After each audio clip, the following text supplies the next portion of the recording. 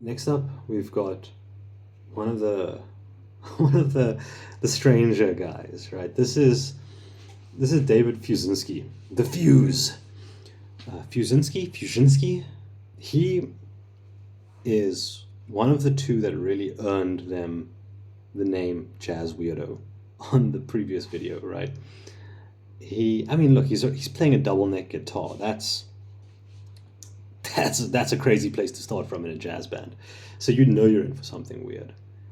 So, you know, he was one of the ones who caused a lot of the yucks and the, you know, the chuckles that people had online about them. The first video I saw was showing him just being a jazz weirdo, you know, a lot of whoop, whoop, whoop, whoop, whoop kind of stuff on his I think it's a fretless neck on the upper neck. But let's see what his band has to offer. And his songs are pretty long, so I won't be listening to the whole thing. I'll just get the gist of it.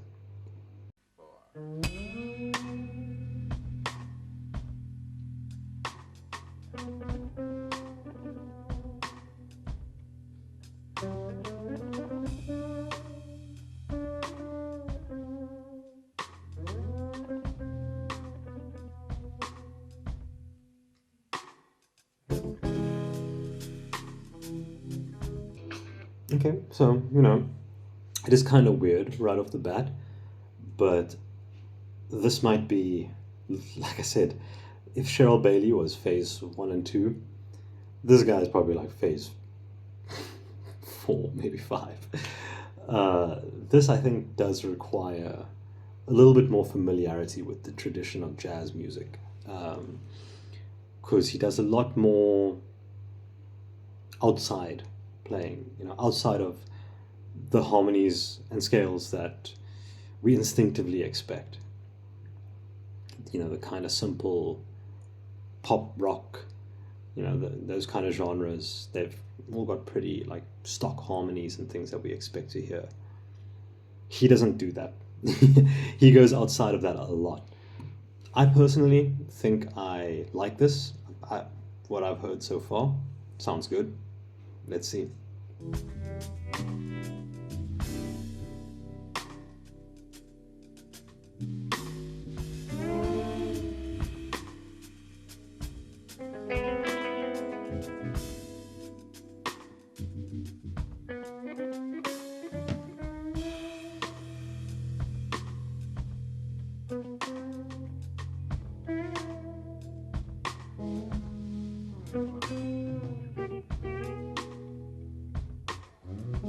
So yeah, I do think that is a fretless neck. It's got fret lines on it.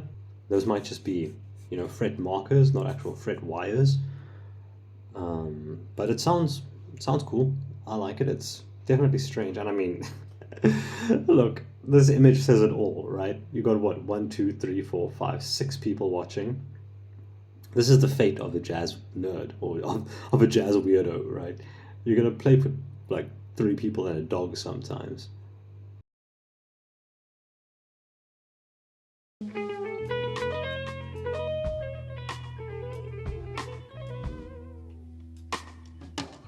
Okay.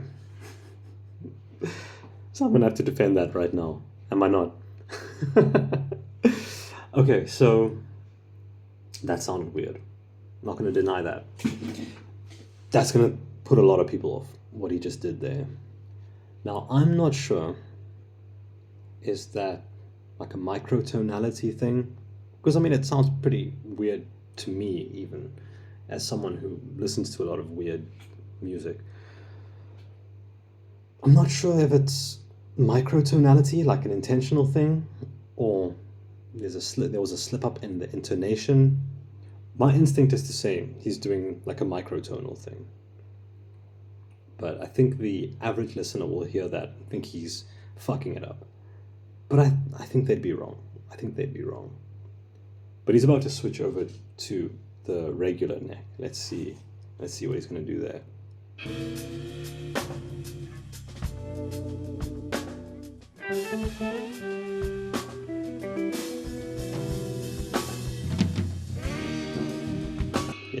I mean, this is a man after my own heart. When he's not sliding around, he's going crazy with his little whammy bar and volume swells.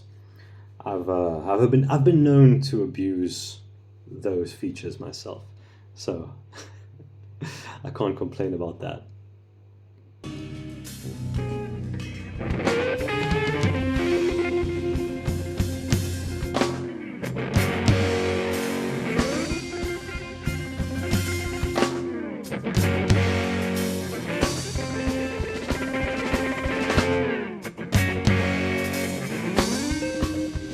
I do kind of like how it seems to be switching between Middle Eastern and Spanish flavors. I think that's pretty cool.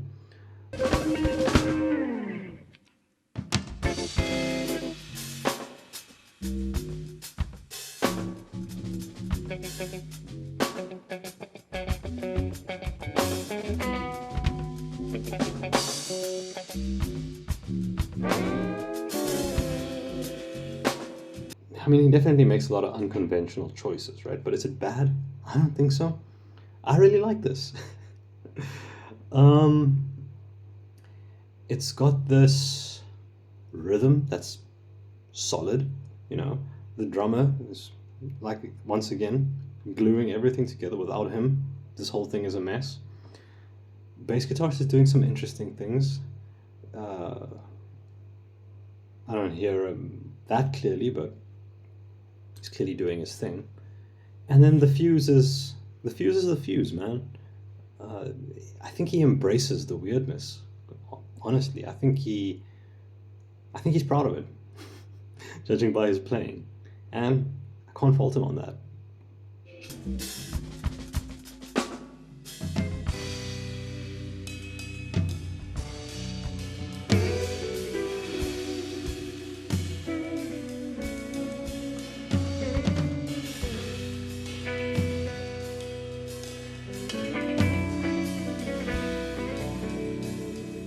See, and now I feel like the flavors just changed once again. I don't know what to identify that as. It sounds a little bit more like a jazzed up pop ballad kind of song, but there's a lot going on here.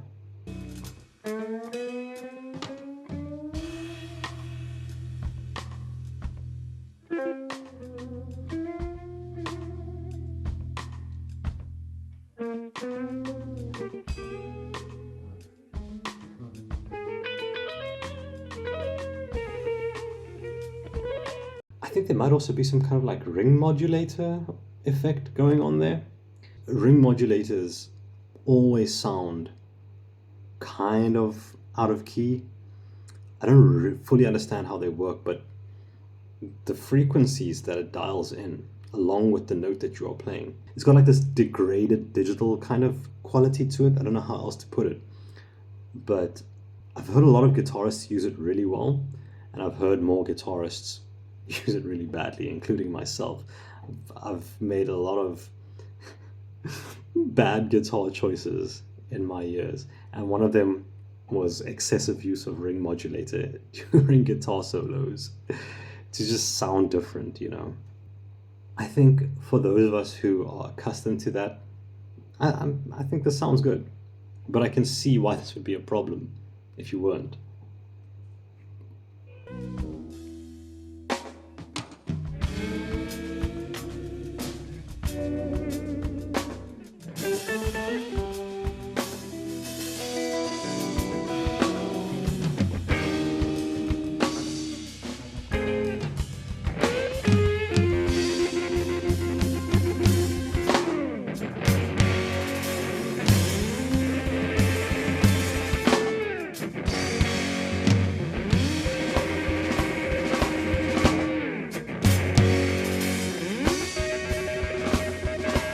Yeah, so, you know, in addition to all the flavors that it's got these moods too. You know, it's got this more aggressive section, it's got the laid back parts, it's got the dreamy parts, and this is a good song.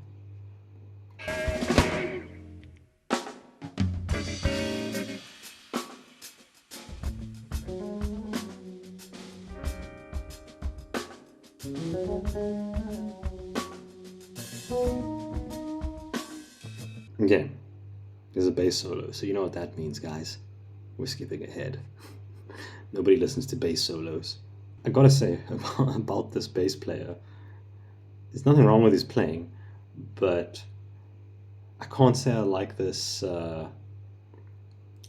disembodied, floating sideburn thing that a lot of these bald guys do. Like, I mean, if you want to have sideburns, it either needs to connect to the hair on your head or the hair on your beard. It can't just float over here with no hair here and no hair here. It's bizarre. It just always looks like it was pasted on, like those fake moustaches, or the Groucho mask, nose.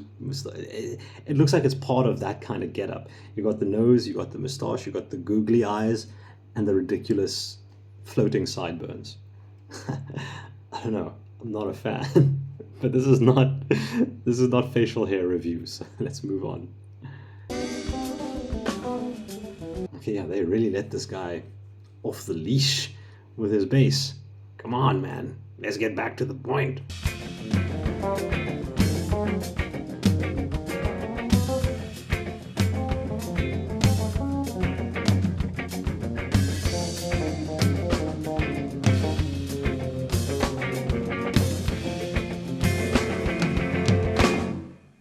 See, and this is the kind of thing that really triggered people in the faculty jam when he does stuff like this.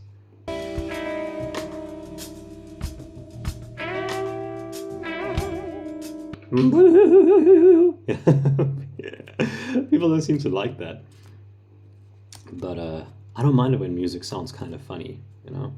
I think it gives it more personality. I think it's pretty cool.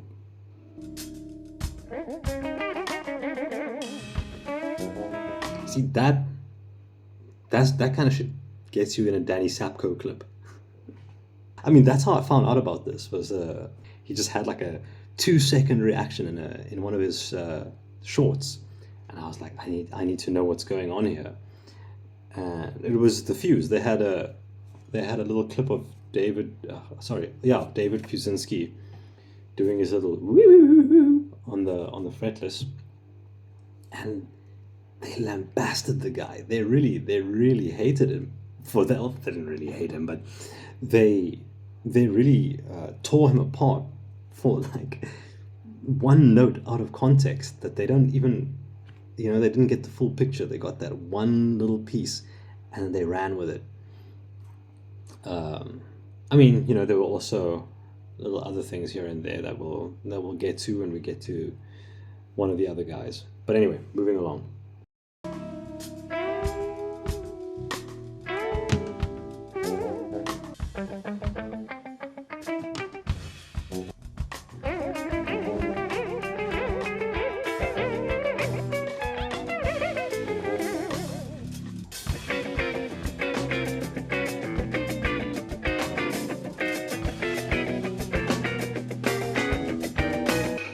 Okay, yeah, see, this kind of chromaticism, I think would also put a lot of people off. A lot of what he does, I think, is what threw people off with the faculty jam. Through no fault of his own, maybe a little bit, but again, I think just a bad choice. Maybe